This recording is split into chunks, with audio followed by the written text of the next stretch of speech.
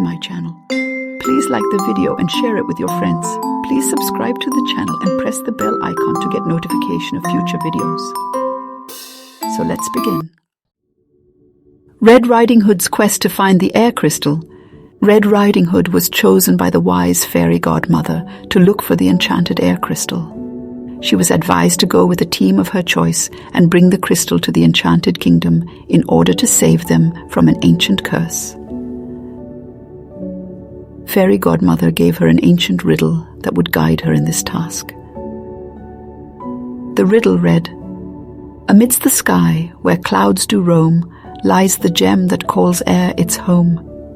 Seek the highest peak with a view so grand, and there you'll find what you demand." She closely studied the riddle and made plans for the quest. She chose her team. Together, they set out in search of the air crystal.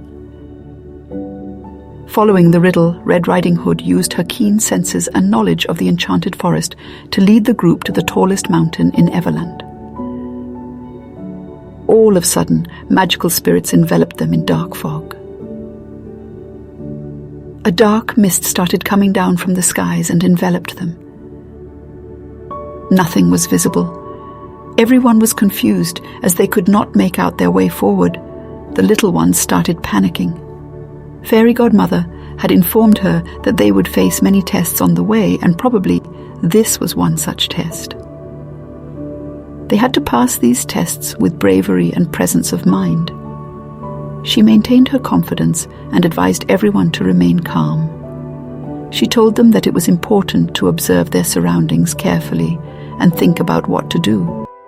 They were startled by an amazing sight. Out of the dark there appeared two fairies. These were the fairy godmother's messengers. "We have directions for you, Red Riding Hood. Follow us to the tallest mountain." Red Riding Hood thanked the fairies and requested her group to follow their guidance with her.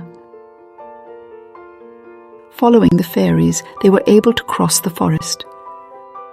When they were near the mountain, the fairies told them that they would not be able to accompany them anymore. Only the chosen ones can go further. The two fairies said farewell to them and promised to send messages on the wind. The Fairyland characters continued walking towards the tallest mountain.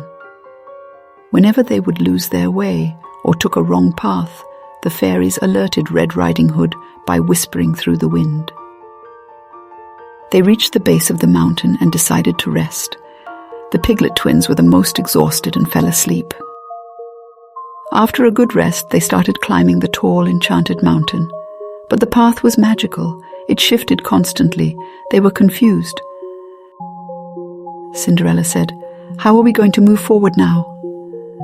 Red Riding Hood assured her that it was all about observation and that she would figure it out. Red Riding Hood observed the pattern of change of the path and was able to guide her group to beat the magic and move on. After a long climb on the snowy mountain, they succeeded in reaching the top. Mystical mist and clouds covered the peak. Everyone was feeling overjoyed and victorious. Tinkerbell was dancing and fluttering around out of joy. Amongst them, they saw a tall, ancient tower. The magical power of the air crystal placed in it made it magical.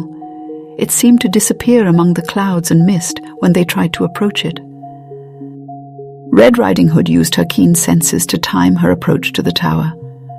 With calculation and guidance by Red Riding Hood, they managed to reach the entrance of the tower. Another surprise awaited them there. A majestic and intelligent owl closely guarded the air crystal.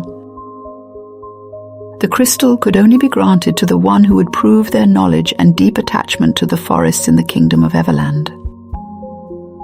Clever Red Riding Hood solved all the puzzles and questions that the wise owl posed to her. She proved worthy of being a protector of the environment. Impressed, the owl granted her the air crystal. She gazed at the crystal in amazement. She expressed her heartfelt gratitude to the owl.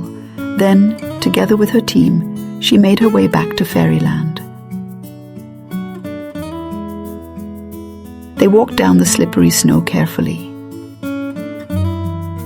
Passing through the forest was not challenging this time. They met friendly creatures on the way. Soon they reached Fairy Godmother's cottage. Red Riding Hood proudly showed the air crystal to all. Thank you for joining me in this chapter of Fairyland Tales. See you in the next chapter. Take care.